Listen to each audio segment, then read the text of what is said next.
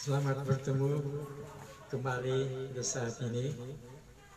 Dengan kemurahan Tuhan kita boleh berbincang-bincang lagi mengenai kebenaran.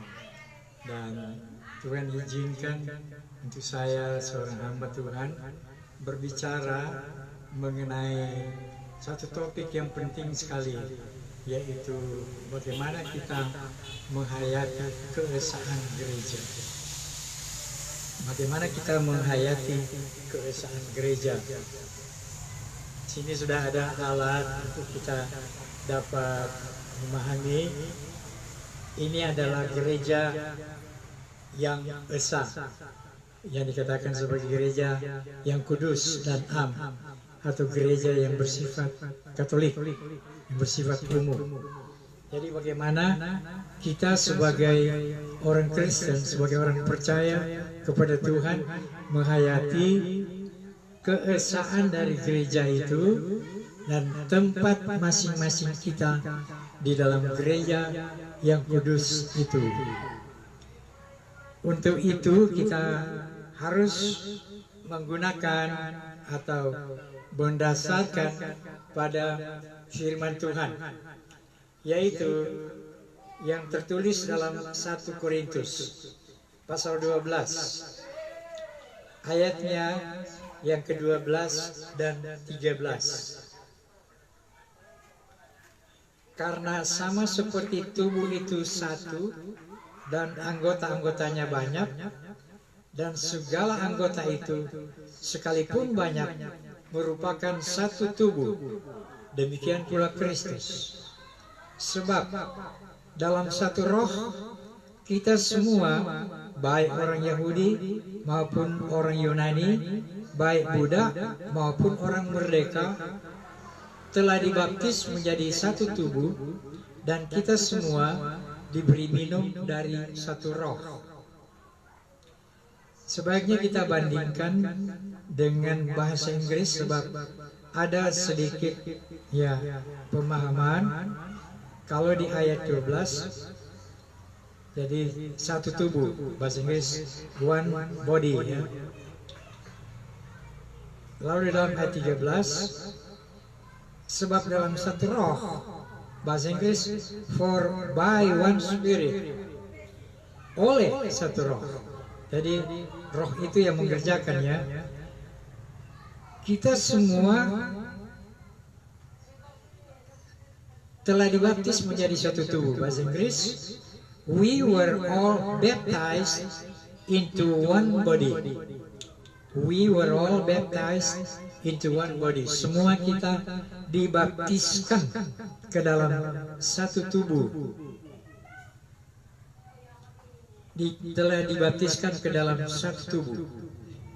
Dan kita semua diberi minum dan satu roh. We have all been made to drink into one spirit, ke dalam satu roh. Jadi ia mempersatukan kita ke dalam tubuh Kristus. Dan yang dimaksud dengan tubuh Kristus adalah gereja. Dan Alkitab mengajarkan kepada kita bahwa hanya ada satu tubuh Kristus, satu gereja. Itulah yang dikatakan tadi, gereja yang kudus dan am, atau gereja yang bersifat Katolik, ya. Gereja yang satu. Dan menurut firman Tuhan ini, yang memasukkan masing-masing kita ke dalam tubuh Kristus itu adalah Roh Kudus. Jadi pandangan bahwa yang menjadi bagian dari tubuh Kristus atau gereja Kristen yang kudus dan am itu adalah denominasi gereja, itu tidak didukung oleh firman Tuhan. Yang didukung oleh firman Tuhan adalah bahwa yang mempersatukan kita, atau tadi yang membaptiskan kita ke dalam tubuh Kristus adalah Roh Kudus. Jadi bukan denominasi gereja, bukan organisasi gereja yang membaptiskan kita, yang memasukkan kita ke dalam tubuh Kristus adalah Roh Kudus. Dan Roh Kudus itu ada pada setiap orang yang percaya kepada Tuhan Yesus Kristus. Setiap orang yang mendengar firman Tuhan, yang percaya akan firman Tuhan, yang bertobat, yang beriman kepada Tuhan Yesus Kristus, dan tanda fisik dari iman itu adalah berdiri untuk dibaptis di dalam nama Tuhan. Itulah gereja yang kudus, dan kita masuk ke dalam gereja yang kudus itu hanya melalui Roh Kudus, atau itu adalah pekerjaan, peran dari Roh Kudus yang membawa kita masing-masing ke dalam tubuh Kristus. Saya ulangi, bahwa yang membawa kita ke dalam tubuh Kristus, gereja yang kudus dan am itu bukan denominasi gereja, melainkan Roh Kudus. Namun kita juga tidak boleh tentu menganggap enteng denominasi gereja, sebab kita menjadi orang Kristen itu melalui pelayanan dari denominasi gereja di mana kita berada. Tapi denominasi gereja itu bukan juru selamat, bukan yang membawa kita ke dalam keselamatan. Yang membawa kita ke dalam keselamatan, yang membawa kita ke dalam tubuh Kristus adalah gereja yang adalah Roh Kudus. Dan terima kasih kepada Tuhan, Roh Kudus itu ada pada masing-masing orang yang percaya kepada Tuhan. Roh Kudus itu adalah Allah yang melahirkan baru kita hanya apabila kita percaya firman Tuhan, beriman kepada Tuhan Yesus Kristus, bertobat, dan memberi diri tentu untuk dibaptis di dalam nama Tuhan Yesus Kristus. Jadi itu pemahaman kita, dan dari pemahaman itulah kita akan datang dalam pemahaman selanjutnya, bahwa apabila yang membawa masuk ke dalam tubuh Kristus, ke dalam gereja yang kudus itu adalah Roh Kudus, kita menyadari bahwa denominasi gereja ada peran, tetapi tidak yang membawa ke dalam tubuh Kristus.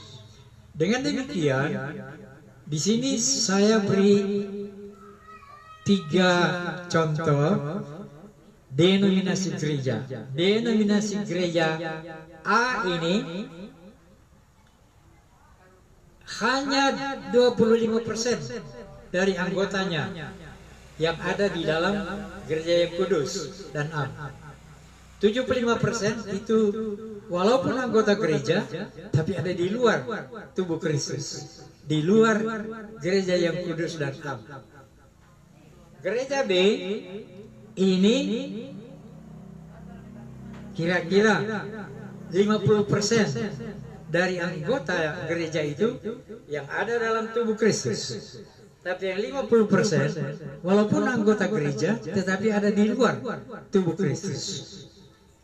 Kalau C itu kira-kira 75% dari denominasi itu yang ada di dalam tubuh Kristus. Sementara yang 25% walaupun anggota di gereja, anggota denominasi, tapi berada di luar dari tubuh Kristus.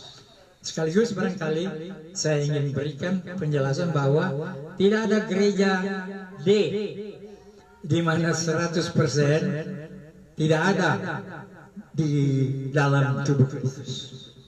Tapi juga hebatnya tidak ada gereja E di mana 100% anggotanya ada di dalam tubuh Kristus. Tapi ini hanya sebagai gambaran saja. Sehingga denominasi gereja ada di sekitar A tambah atau kurang, di sekitar B tambah atau kurang, sekitar C tambah atau kurang. Saya sebagai anggota, sebagai hamba Tuhan di gereja Pantai Kosta di Indonesia, saya rindu supaya gereja Pantai Kosta Indonesia ada tipe C ini. Sini 75% ada dalam tubuh Kristus. Kalau boleh 80%, kalau boleh 90%. Tapi realita menyatakan saya juga tidak berhak menghakimi GPDI di mana saya berada. Berapa persen dari anggota GPDI yang adalah di dalam tubuh Kristus hanya Tuhan yang tahu. Tetapi tugas hamba Tuhan adalah ke dalam ini untuk membawa, sekiranya seperti gereja B ada anggota jemaat yang masih di putih ini, masih di luar gereja Kristen, supaya dia akan menyesuaikan diri dengan firman Tuhan dan dimasukkan oleh Roh Kudus ke dalam yang merah itu, ke dalam tubuh Kristus. Itulah tugas dari hamba Tuhan. Jadi kiranya ini memberi motivasi ya kepada hamba Tuhan siapa saja ke dalam kita sebagai hamba Tuhan, dipakai Tuhan kiranya untuk dapat membawa sebanyak mungkin jemaat ke dalam tubuh Kristus. Jadi kita harus menyadari bahwa masih ada anggota-anggota jemaat kita yang walaupun dia beribadah di gereja kita, tetapi oleh karena dia tidak bertobat dan tidak beriman secara sungguh-sungguh kepada Tuhan Yesus, dia masih berada di luar tubuh Kristus. Jadi kita memahami hal ini. Nah, yang kita bicarakan pada saat ini adalah bagaimana kita menghayati keesaan gereja Tuhan. Bagaimana kita menghayati bahwa kita adalah bahagian dari gereja yang kudus itu.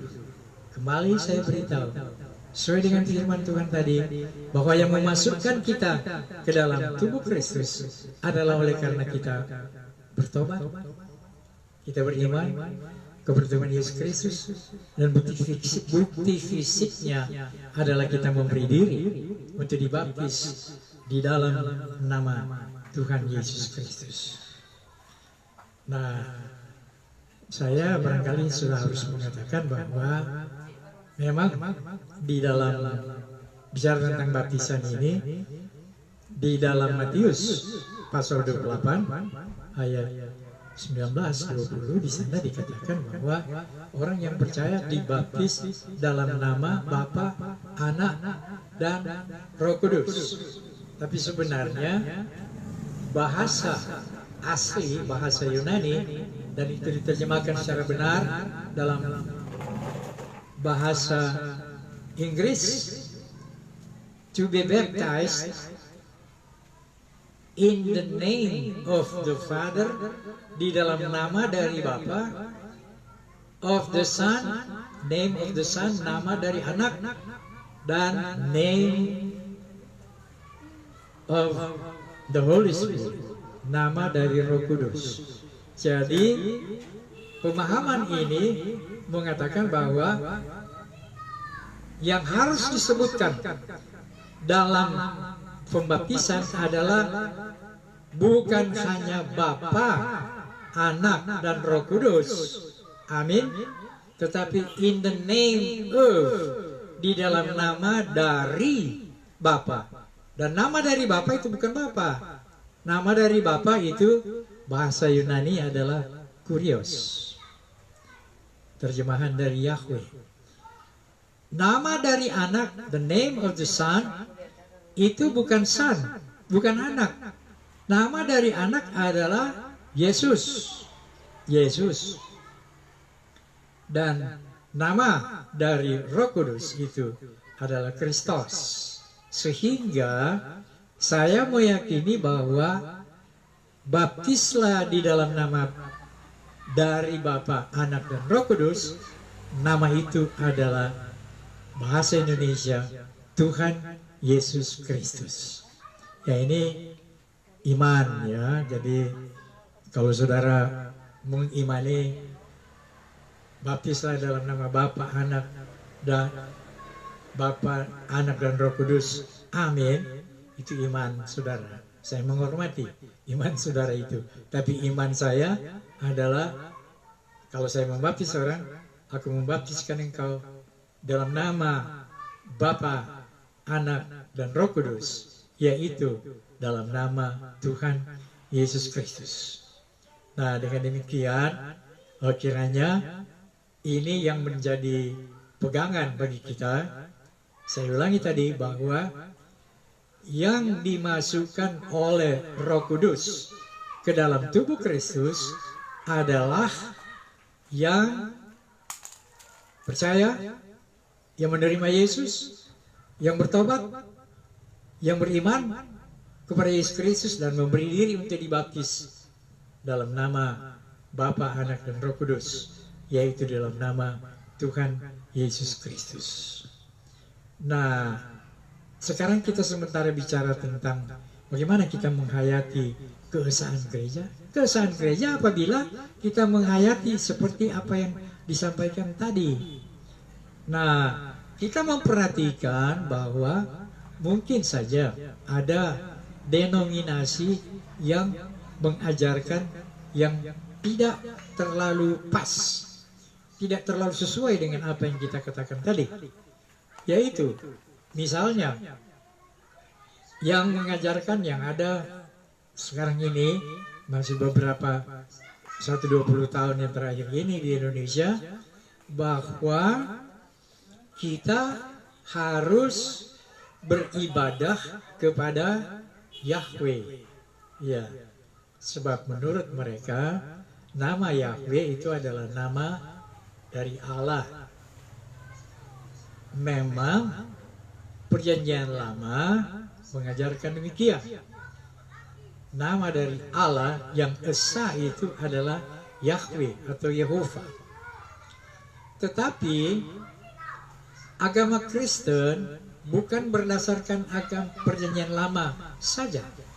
Agama Kristen itu adalah agama Perjanjian Baru dengan pemahaman bahwa Perjanjian Lama adalah background, latar belakang.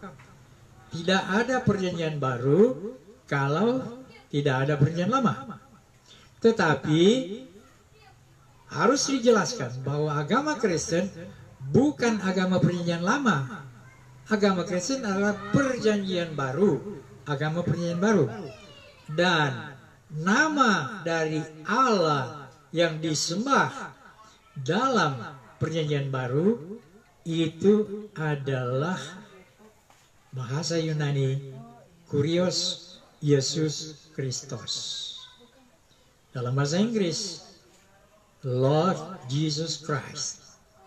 Bahasa Indonesia Tuhan Yesus Kristus. Jadi nama dari Allah yang diajarkan dalam Perjanjian Baru adalah Kurios Yesus Kristus. Maaf, sudah bukan Yahweh, sudah bukan Yehova. Jadi sejak dari Perjanjian Baru itu digunakan Allah yang disembah adalah Kurios Yesus Kristus. Harus dijelaskan bahwa 2 abad sebelum Kristus sudah ada terjemahan Alkitab bahasa Ibrani, Perjanjian Lama bahasa Ibrani, itu bahasa dari agama Yahudi, agama Ibrani, bahasa Ibrani. Itu sudah diterjemahkan ke dalam bahasa Yunani. Yang menerjemahkan itu namanya Septuaginta. Septuaginta artinya ada kurang lebih 70 orang ahli yang menerjemahkan Perjanjian Lama itu bahasa Ibrani ke dalam bahasa Yunani. Dan Alkitab Perjanjian Lama bahasa Yunani itu sudah ada di masa Tuhan Yesus.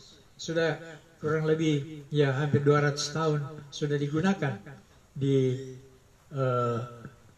termasuk di Israel. Dengan demikian, adanya bahasa Yunani dalam agama Kristen itu sudah ada di masa Tuhan Yesus. Dan yang istimewa adalah bahwa seluruh buku Perjanjian Baru, termasuk buku Ibrani, seluruh buku itu ditulis dalam bahasa Yunani, tidak ditulis dalam bahasa Ibrani. Adalah sesuatu hal yang keliru apabila mengajarkan bahwa Perjanjian Baru itu ditulis dalam bahasa Ibrani. Keliru. Yang benar, Perjanjian Baru ditulis dalam bahasa Greek, bahasa Yunani. Nah, dengan demikian kita harus menyepakati bahwa yang membawa kita ke dalam tubuh Kristus adalah apa yang ditulis dalam Perjanjian Baru. Dan dalam Perjanjian Baru, nama dari Allah yang kita sembah itu sudah bukan Allah yang esa, tetapi Allah yang Trinitas, tiga yang satu, tiga menjadi satu. Dan tiga menjadi satu itu adalah Allah Bapa, Allah Anak, dan Allah Roh Kudus. Dan nama dari Allah Bapa, Anak, dan Roh Kudus itulah Kurios, Yesus Kristus, Lord Jesus Christ, Tuhan Yesus Kristus. Nah, untuk saudara-saudara yang termasuk gereja yang berkanjang pada pendapat bahwa kita harus kembali ke nama Yahweh, itu kami sudah berikan penjelasan. Sekaligus kita harus beri penjelasan bahwa Perjanjian Baru itu ditulis dalam bahasa Yunani, bukan dalam bahasa Ibrani. Nah, saya kebetulan memang sudah pernah ada dua saudara yang rupanya menganggap ahli mengenai penggunaan Yahweh itu, ya, bertamu ke sini, ke dalam di sini, di pastori, dan coba bincang-bincang. Tentu mereka mau pancing, dan saya bersyukur kepada Tuhan karena saya punya alat untuk dapat beritahu kepada mereka. Dan alat itu adalah yang ada di sini, strong. Ini adalah apa yang berisi concordance. Jadi concordance itu Perjanjian Lama bahasa Ibrani dan Perjanjian Baru adalah bahasa Yunani. Concordance itu, dan setiap kata di dalam Alkitab itu sudah ada di sini, dan ditambah dengan kamus bahasa Ibrani dan kamus bahasa Yunani khusus mengenai penggunaan Jehovah atau Yahweh. Saya temukan bahwa dalam Perjanjian Lama itu Yahweh digunakan sekitar 649 kali, Yehovi sekitar 300 kali, dan ada juga Adonai. Adonai itu Tuhan, ya, 418 kali, Adon 30 kali. Jadi ini berdasarkan strong, saya hitung itu. Berarti bahwa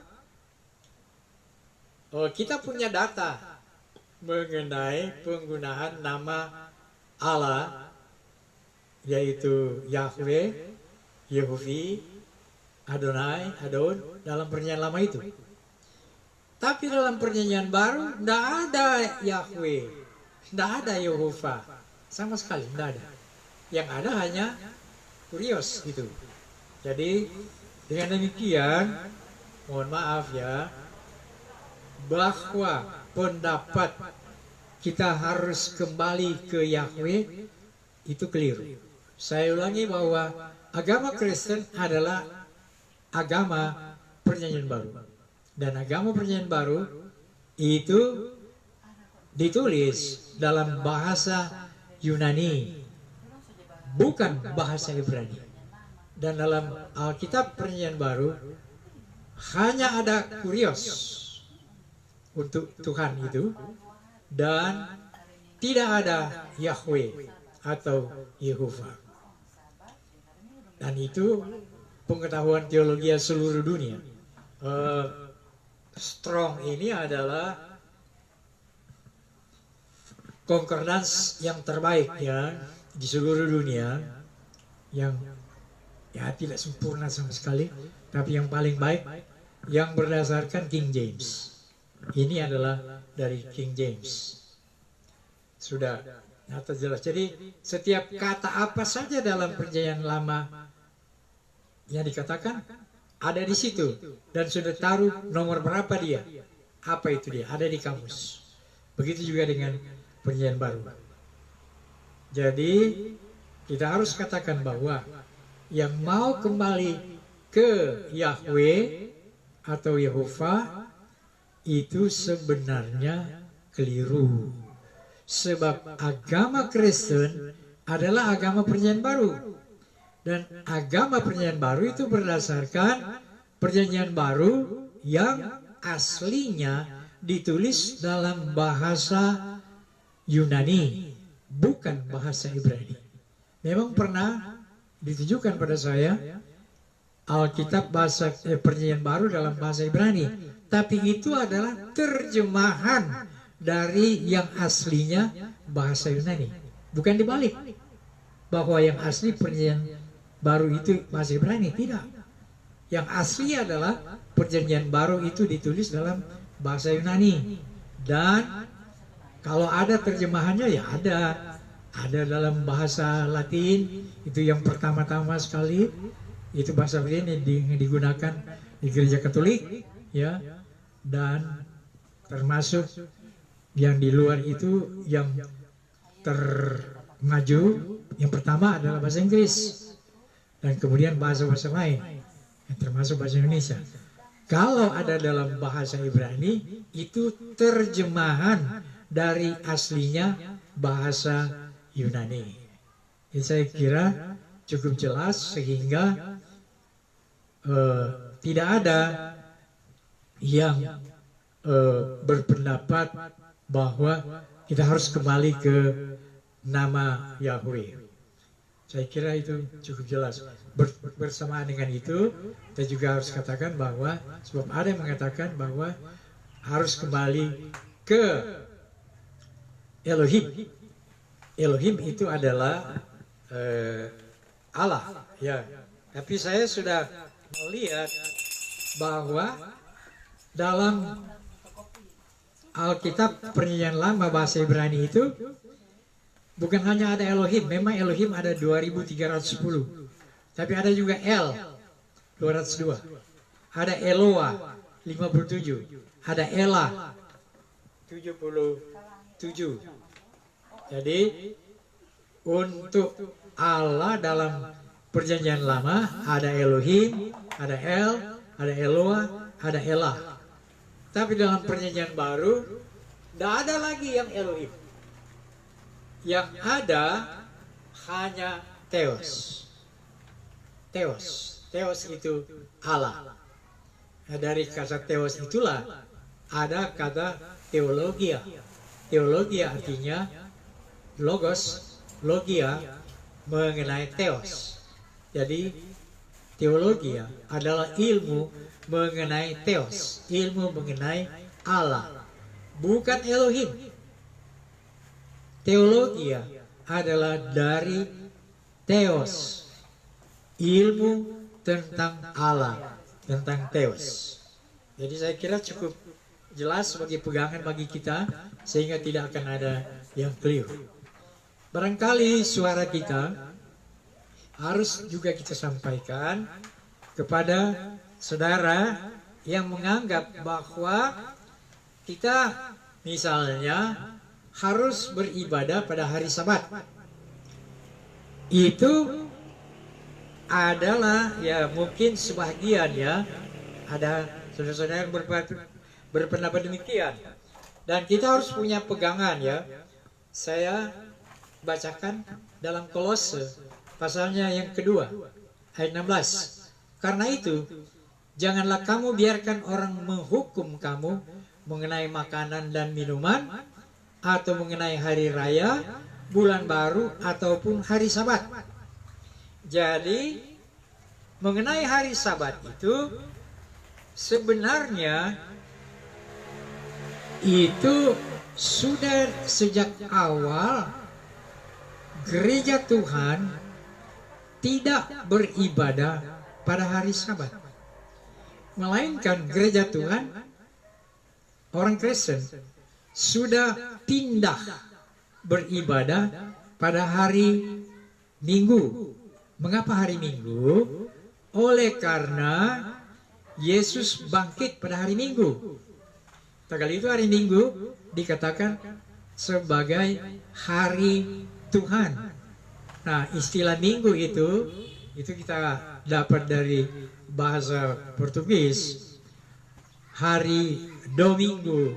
Domingo itu dari kata Domine, hari Tuhan. Dan jangan lupa juga bahwa selain Yesus bangkit pada hari Minggu, hari Pentakosta, hari ketuhanan Roh Kudus itu juga pada hari Minggu. Sehingga ya Tuhan sudah atur begitu rupa akan ada peralihan dari Sabat ke Minggu, dan itu sudah ada sejak awal. Jadi gereja Tuhan yang mula-mula sudah mengadakan ibadah, pertemuan ibadah itu pada hari Minggu, pada hari Domingo, pada hari Domine. Domine artinya Tuhan. Nah, dengan demikian kita harus berikan penjelasan bahwa tentu kita tidak mencampuri saudara-saudara yang beribadah pada hari Sabat. Itu adalah hak dan kita tidak dapat menghakimi ya. Tetapi juga yang beribadah hari Sabat tidak dapat menyalahkan yang berbakti pada hari Minggu. Tidak dapat menyalahkan yang beribadah hari Minggu karena itu dasarnya sudah ada sejak dulu. Berikut juga di dalam Kolose pasal 2 tadi ayat 16, salah satu yang dapat menjadi masalah yaitu mengenai makanan dan minuman. Dan Alkitab mengajarkan bahwa makanan dan minuman itu tidak ada kaitannya dalam perjanjian baru ya dengan keselamatan. Dalam perjanjian lama ada di dalam Imamat pasal 11, di sana ada daftar makanan-makanan yang halal. Tapi juga ada daftar makanan-makanan yang haram.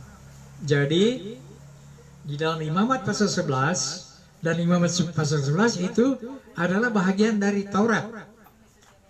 Ada ajaran mengenai makanan. Tapi di dalam perjanjian baru itu tidak ada lagi mengenai makanan. Dan itu dimulai dengan perintah berdasarkan pengalaman dari Rasul Petrus. Rasul Petrus itu dikatakan sebagai salah seorang tiang dari gereja Tuhan. Pada waktu dia akan memulai pelayanannya kepada orang-orang yang di luar agama Yahudi, maka dia diberi penglihatan, dan penglihatan itu yaitu ada kain yang turun dari sorga, dan di atas kain itu ada bermacam-macam makanan atau hewan di sana yang kedengaran kepadanya suara setelah dia berkata bahwa saya tidak biasa dengan makanan yang haram.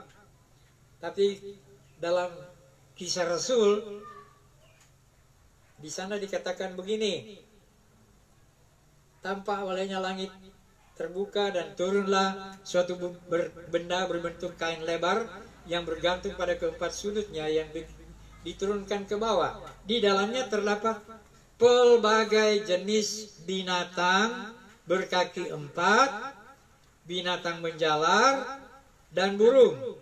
Jadi apa itu? Binatang berkaki empat, ya termasuk babi. Binatang menjalar, ya termasuk ular barangkali. Burung, macam-macam burung. Kedengaran suatu suara kepadanya, bangunlah hai Petrus, sembelihlah dan makanlah. Tapi Petrus menjawab, tidak Tuhan, tidak.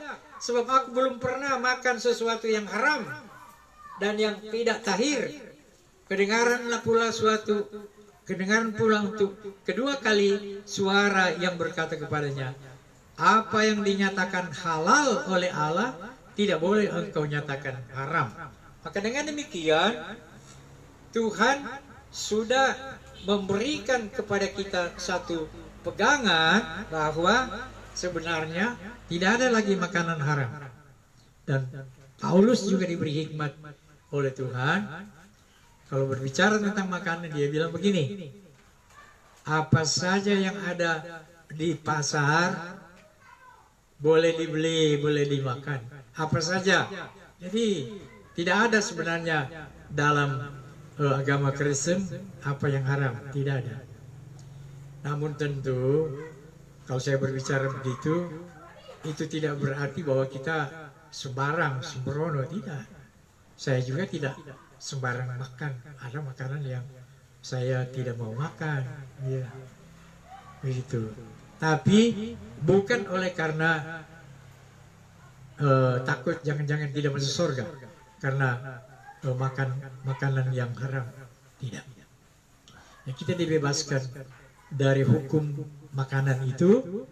Nah, itulah jawaban kita kepada saudara yang mungkin ya mengatakan bahwa ada makanan haram, dan orang yang makan makanan haram itu tidak masuk di gereja yang kudus dan am, tidak masuk di gereja yang universal seperti ini. Jadi saya sudah jawab bahwa hari Sabat dan makanan tidak ada kaitannya dengan masuk tidaknya orang ke dalam gereja yang kudus. Menghayati gereja yang kudus dan am itu, kita mengetahui bahwa itu hanya oleh karena iman kepada Tuhan Yesus Kristus dan ya bertobat dan memberi diri dibaptis dalam nama Tuhan Yesus Kristus. Sekarang, oleh karena saya bicara baptisan itu, mungkin masih ada di antara kita yang dapat bertanya, bagaimana dengan sikap bahwa di gereja itu ada dua cara pembaptisan di gereja, yaitu pembaptisan dengan jalan dipercik.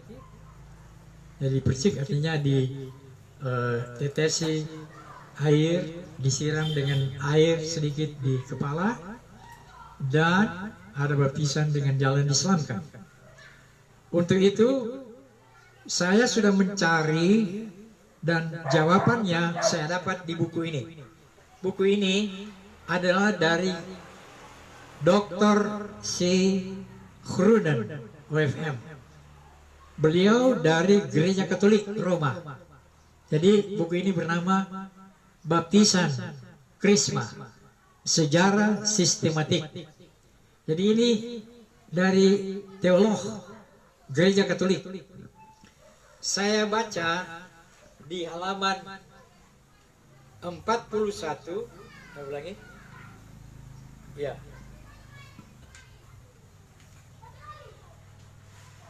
Di halaman 39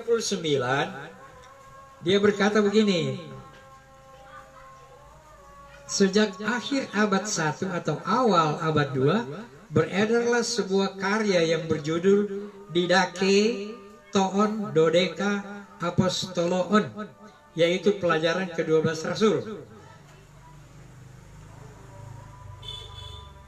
Didache itu beredar di wilayah Syria pada jemaat-jemaat Kristen yang berkebudayaan Yunani tetapi keturunan Yahudi. Karya itu semacam pelajaran agama yang khususnya menyajikan tata susila Kristen dan tata tertib jemaat. Lalu berkata begini, habis semuanya itu ialah pelajaran yang termuat dalam bab 1 sampai 6. Kalian katakan, hendaklah membaptis kepada nama Bapa dan Anak dan Roh Kudus. Matius 28 dan 19, dalam air hidup atau air mengalir. Tapi kalau engkau tidak mempunyai air hidup, hendaklah engkau membaptis dalam air lain yang tidak mengalir. Dan kalau tidak dapat dalam air dingin, hendaknya dalam air hangat. Itu dalam didache.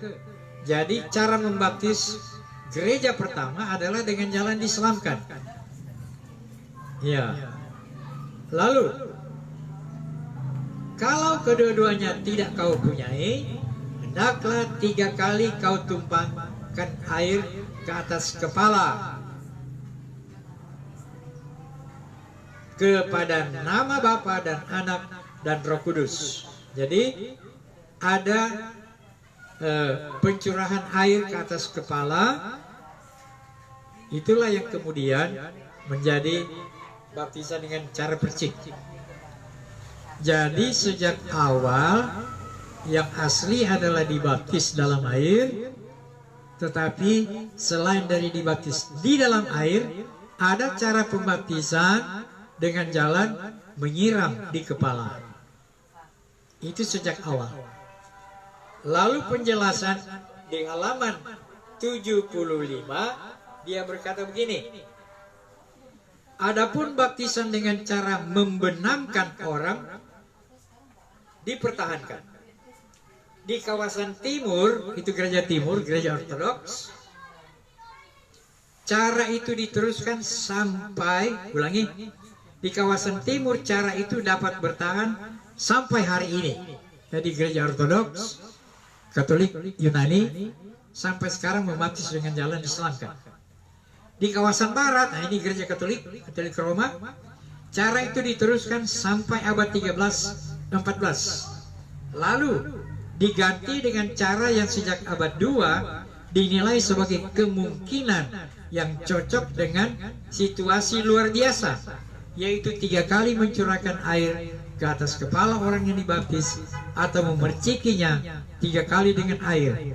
Tapi begitu rupa sehingga air itu mengalir sedikit, membenamkan orang ke dalam air menjadi luar biasa di kawasan barat. Jadi kita melihat bahwa cara pembaptisan yang pertama itu diselamkan.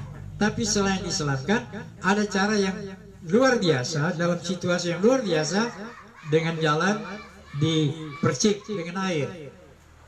Tapi untuk gereja barat, gereja Katolik Roma pada abad 14 itu sudah beralih hampir seluruhnya pembaptisan adalah dengan jalan dipercik. Sementara di gereja timur, gereja ortodoks, pembaptisan adalah dengan jalan diselamkan. Nah, kita harus memahami bahwa gereja Kristen atau gereja reformasi latar belakangnya adalah gereja Katolik. Oleh sebab itu, cara pembaptisan dengan jalan dipercik di gereja Katolik itu dilanjutkan di gereja Protestan atau gereja reformasi. Jadi dengan demikian kita memahami. Jadi tugas saya adalah untuk menjelaskan itu, bahwa yang asli yang pertama adalah dengan jalan diselamkan, tapi kemudian dalam situasi yang luar biasa itu dimungkinkan untuk dipercik. Tapi kemudian di abad 14 cara percik itu di gereja Katolik Roma itu yang sudah menjadi umum, sehingga gereja Katolik Roma mempraktekkan pemercikan sebagai pembaptisan di gereja Tuhan. Dan gereja Protestan, gereja Reformasi itu melanjutkan apa yang ada di gereja Katolik. Dan penjelasan ini saya kira cukup baik untuk kita, dengan catatan bahwa saya sebagai seorang hamba Tuhan yang menganut ajaran bahwa baptisan yang benar adalah dengan jalan diselamkan,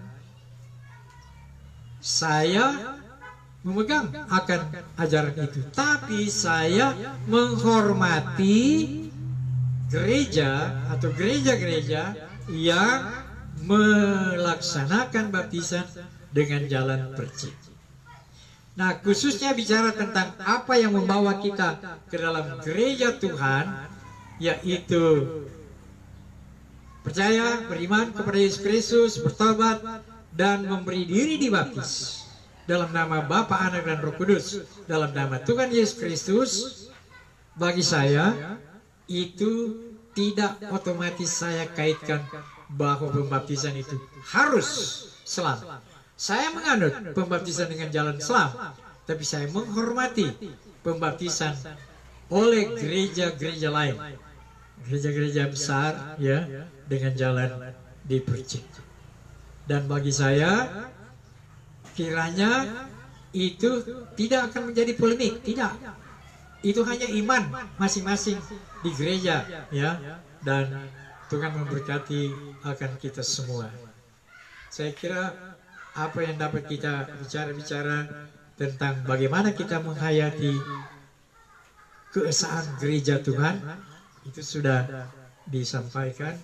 Ya, yang pertama, bahwa yang membawa kita ke dalam tubuh Kristus yang esa itu hanya Roh Kudus, bukan denominasi gereja. Jadi jangan ada orang yang berbangga, oh, saya gereja ini, karena itu otomatis saya ada di gereja yang kudus dan am. Tidak.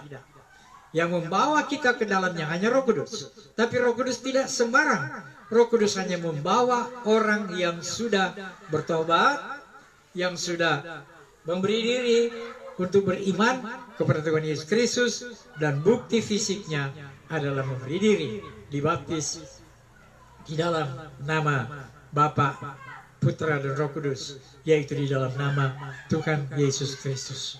Bahwa ada perbedaan, bagi saya itu hanya Tuhan yang Maha Tahu, dan Tuhan yang mengatur segala sesuatu. Saya tidak punya hak untuk menghakimi siapa-siapa atau gereja mana saja. Saya hanya memegang apa yang saya yakini benar. Dan sekaligus saya sudah memberikan penjelasan bahwa jangan saudara yang mengatakan harus kembali ke nama Yahweh itu mengurangi haknya untuk masuk dalam gereja yang kudus dan am. Itu saya anggap hanya ciri khas, tapi itu bukan yang menentukan masuk tidaknya ke dalam tubuh Kristus, ke dalam gereja yang kudus dan am. Demikian juga tentang Sabat, hari Sabat, dan tentang makanan. Bagi saya tidak ada kaitannya dengan masuk tidaknya ke dalam gereja yang kudus dan am. Saya tetap berpegang bahwa yang menentukan saya dan saudara masuk ke dalam gereja yang kudus dan am itu adalah iman kepada Tuhan Yesus Kristus dan pertobatan. Dan itu harus beri diri untuk dibaptis dalam nama Bapa, Anak, dan Roh Kudus, dalam nama Tuhan Yesus Kristus. Tetapi masih ada, harus dijelaskan bahwa tidak ada jaminan bahwa sekali sudah ada di merah ini, sekali selamat, sudah selamat. Tidak. Harus kita tetap ada di dalam kebenaran. Filipi 2 ayat 12 berkata, kerjakanlah selamatmu dengan takut dan gentar. Artinya, setelah selamat, jangan bersenang bahwa sudah ada dalam tubuh Kristus. Kita harus mempertahankan, mengerjakan Ya, bahasa Inggris work out. Out di situ artinya bukan luar. Out artinya serius, sungguh-sungguh. Work out your own salvation. Kerjakanlah selamatmu sendiri dengan takut dan gentar. Itulah yang menyebabkan kita boleh bangga bahwa di dalam Tuhan terjamin selamat. Tapi tidak ada ayat dalam firman Tuhan yang menjamin sekali engkau sudah selamat, sudah di merah itu terjamin tidak akan bisa terkeluar. Tidak. Ada ayat yang mengatakan bahwa kita masih bisa jatuh, masih bisa mundur dari Tuhan, masih bisa. Kemungkinan itu ada. Oleh sebab itu, mengantisipasi semua, tetaplah setia di dalam Tuhan, tetaplah beribadah kepada Tuhan. Yakinkanlah bahwa engkau sudah ada di dalam kerajaan Allah, sudah ada di dalam gereja yang kudus dan am itu, karena nama Yesus, karena kebenaran yang sudah engkau terima, dan terimalah itu terus menerus, peliharalah dalam hidup. Demikianlah kita menghayati kesatuan kita dalam gereja yang kudus dan am. Itulah yang ada di bulatan ini. Tuhan akan memberkati kita semua. Terima kasih. Haleluya.